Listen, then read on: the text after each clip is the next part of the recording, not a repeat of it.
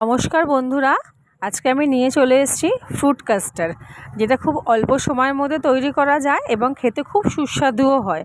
আর এটা আপনি মোটামুটি কিছুদিন ফ্রিজে রেখেও খেতে পারবেন।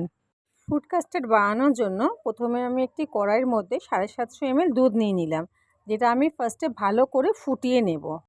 যতক্ষণ আমার দুধটা ফুটছে ততক্ষণ আমি আরেকটা পাত্রের মধ্যে আরেকটু দুধ নিয়ে নিলাম এবং এর মধ্যে আমি মিশিয়ে দিচ্ছি custard powder, vanilla custard powder, যেটা আমি 2 চামচ নিচ্ছি এবং কাস্টার্ড পাউডারটা ভালো করে মিক্স করে নিচ্ছি।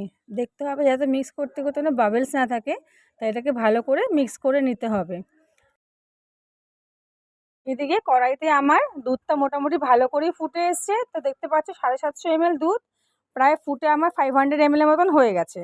তো দেখতেই পাচ্ছ দুধটা ফুটে ভালো করে ঘনও হয়ে গেছে। এবার আমি এর মধ্যে মিশিয়ে দেবো কাস্টার্ড পাউডারটা। তো পাউডারটা মেশানোর আগে আমি আরেকটু কাস্টার্ড পাউডারটা একটু ভালো করে মিক্স করে নিচ্ছি, যাতে বাবেলস না হয়ে যায়। তো অল্প অল্প করে পাউডার দিচ্ছি আর সেটা আমি হালকা হাতে মিক্স করে নিচ্ছি।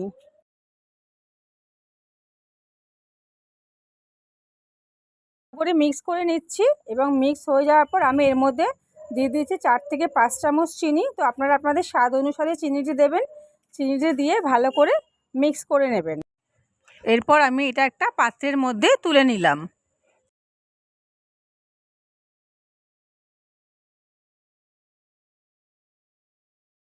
এবার এটাকে আমার মোটামুটি 2 ঘন্টার জন্য ঠান্ডা হতে রেখে দিতে হবে।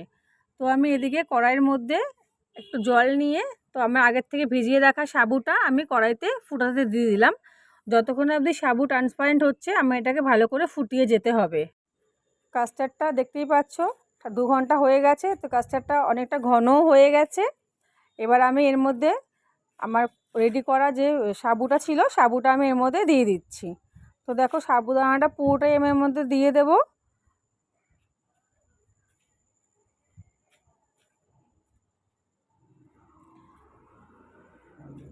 আর আমি এর মধ্যে দিয়ে দিচ্ছি আমি যে ফলগুলো কেটেছিলাম। সরি বন্ধুরা, আমি ফলগুলো যে কেটেছি তার ক্লিপটা নিতে ভুলে গেছি একদম। তো আমি এর মধ্যে দিয়ে দিচ্ছি কলা, কিছু কলা আমি কুচি কুচি করে কেটে নিয়েছি কলা। তারপর দিয়ে দিচ্ছি কিছুটা আম, যেটা আমি একটা আম কেটেছিলাম, তো আমটা আমি পুরোটার মধ্যে দিয়ে দিচ্ছি।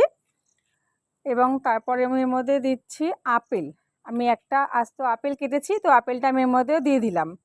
আর আমার ঘরে ছিল লিচু, তো লিচুগুলো আমি এর মধ্যে দিয়ে দিচ্ছি।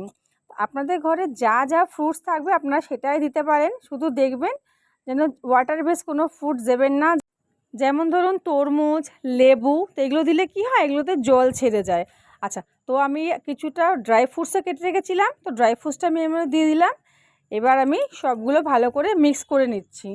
তো আমার ফ্রুট কাস্টার্ড রেডি হয়ে গেছে। আর এটা বাচ্চারা তো খুবই পছন্দ করে। এটা যদি আপনি ফ্রিজে রেখে দেন ঠান্ডা হয়ে গেলে খুব টেস্টিও লাগবে খেতে।